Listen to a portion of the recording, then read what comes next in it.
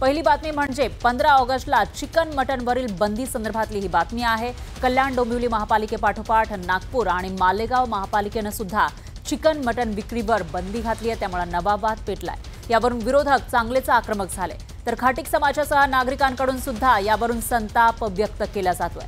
पुढची महत्त्वाची घडामोड आहे शिवसेनेचे आमदार संजय गायकवाड यांनी केलेल्या वादग्रस्त विधानासंदर्भातली।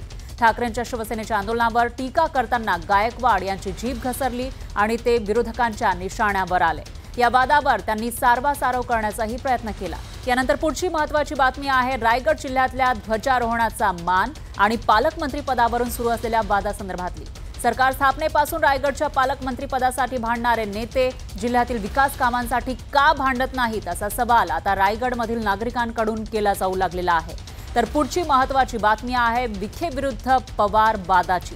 राधाकृष्ण विखे पाटलांनी शरद पवारांवर जोरदार निशाणा साधलाय। यावेळी त्यांनी अजित पवारांचाही उल्लेख केला, त्यामुळे पुन्हा एकदा विखे विरुद्ध पवार संघर्ष पेटण्याची शक्यता आहे। या बातम्या आपल्याला बघायच्या आहेत।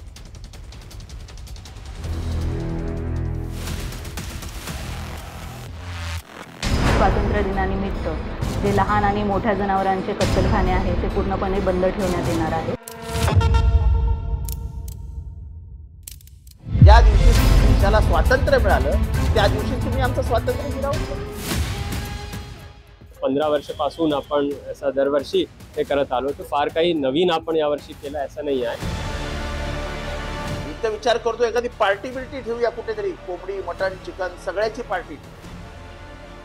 आमच्या पोटावर तुम्ही येत असाल तर आम्ही 15 तारखेला गेटवरती मटणाचं दुकान टाकून तुमचा निषेध करणार।